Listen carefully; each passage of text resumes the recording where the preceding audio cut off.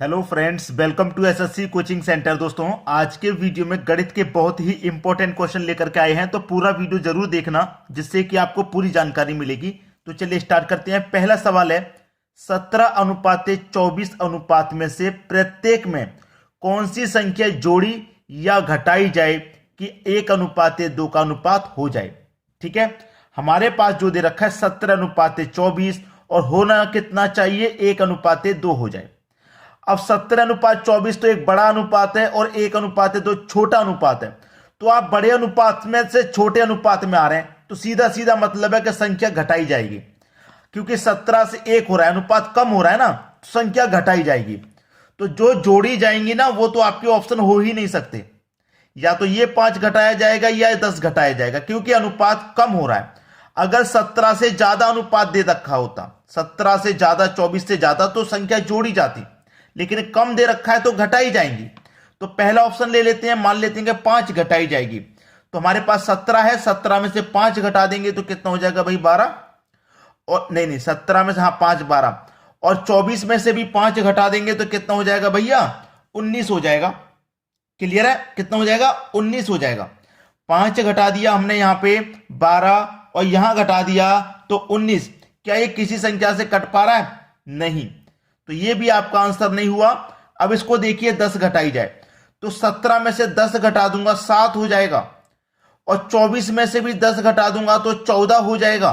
ठीक है, अब ये कट जाएगा, 7 एकम 7, 7 दूने का 14, यानी कि 1:2 आपका बिल्कुल सही जवाब आ गया।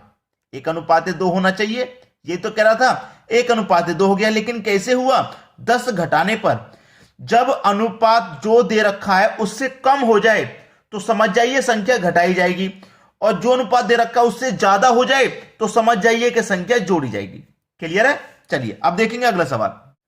अगला सवाल है, 50% तथा 50% की दो क्रमिक छूटों के बाद निवल छूट प्रतिशत में क्या होगा। 50-50% की दो छूटें दी गई हैं, दोनों छूटों को मिलाकर के एक छूट क्या बनेगी। आप ऐसा मत कर देना कि 50% की छूट 50% मिलकर के 100% की छूट हो गई, ऐसा मत करना कभी भी। इसे करने का तरीका होता है a प्लस बी प्लस का AB/100।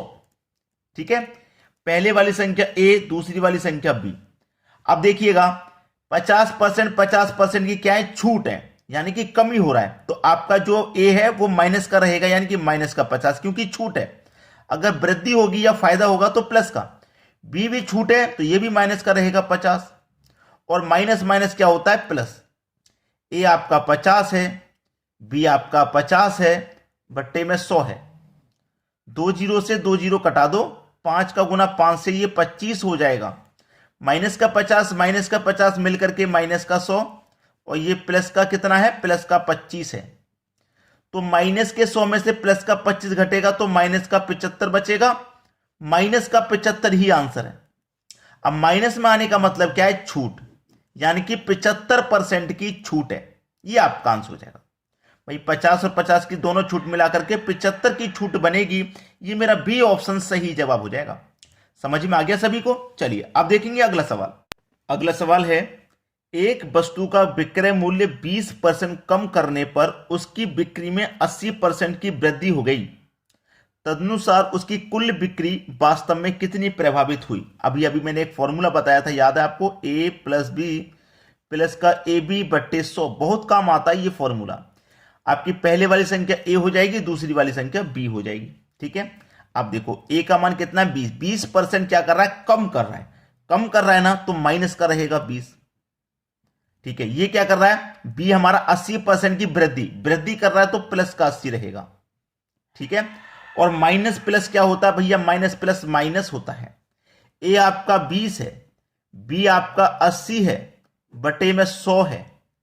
2 जीरो से आपके ये 2 जीरो कैंसिल, 2 का मल पे 8 से करूंगा तो 16 हो जाएगा। ठीक है, माइनस का 20 और प्लस का 80, और ये माइनस का 16, यही तो है हमारे पास। चलिए लिख लेता हूं, माइनस का 20 प्लस का 80 और माइनस का 16। तो पहले माइनस माइनस वाले एक तरफ जोड़ लीजिए आप। चाहे मैं 80 में से पहले 20 को घटा देता हूं तो 60 बचेगा। 60 में से माइनस कर दो अब 16, तो 60 में से 16 जाएगा तो 44 बचेगा।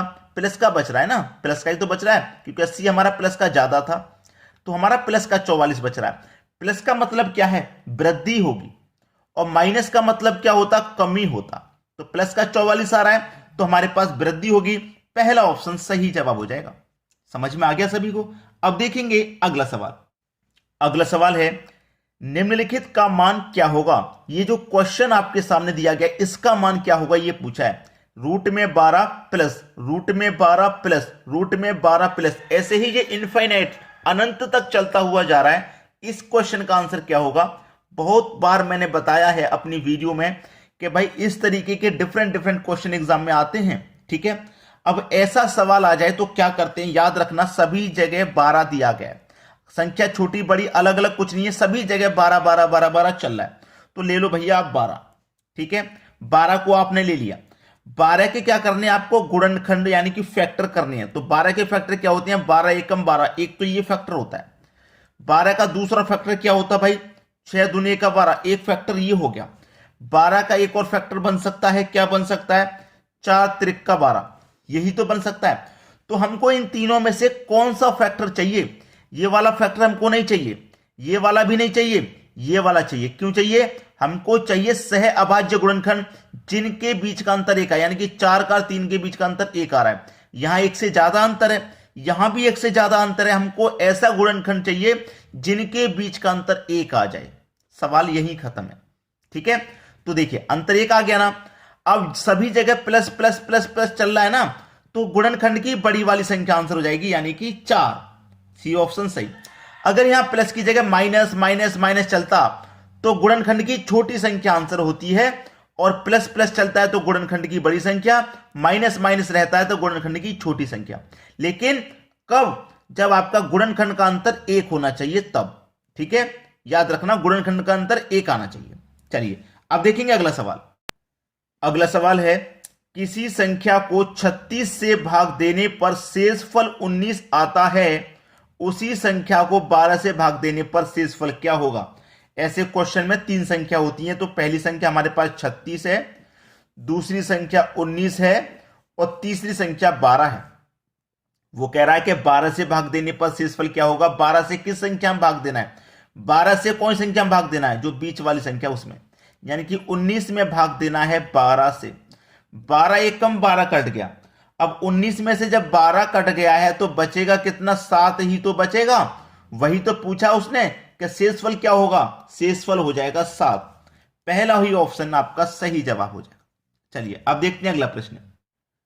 अगला प्रश्न है, 20 संख्याओं का औसत 30 तथा अन्य 30 संख्याओं का औसत 50 है, तो संख्याओं का औसत क्या होगा। देखिए उसने कहा था कि 20 संख्याओं का औसत 30 है, तो योग कितना हो जाएगा, ये संख्या है, ये संख्या है, ये औसत है।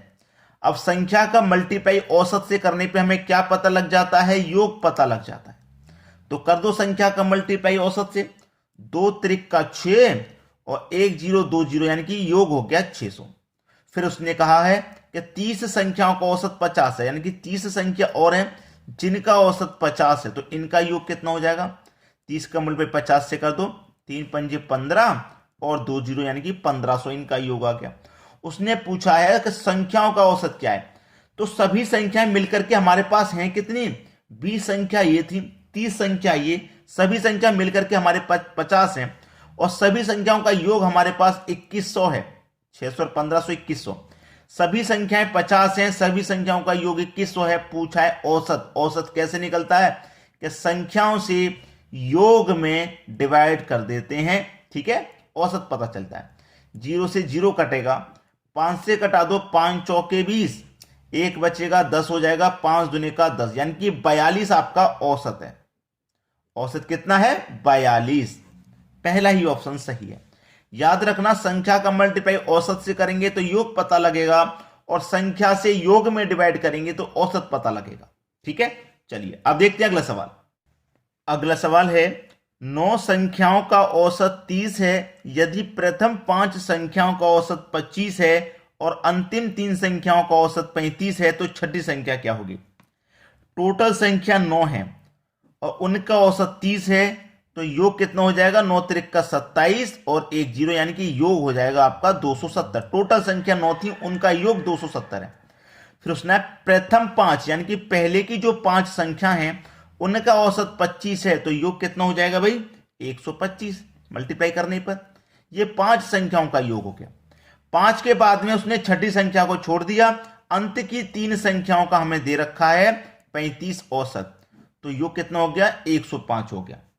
ठीक है, ये पहले की 5, ये अंत की 3, दोनों मिला के 8 हो गई। टोटल संख्या 9 थी, तो छठी संख्या पूछ रहा ना, तो हमारे पास देखिए ये टोटल संख्या कितनी है, 5 और 3 8, और 5 संख्या और 3 संख्या का योग हमारे पास कितना है, दोनों को जोड़ दो 230 हो जाएगा।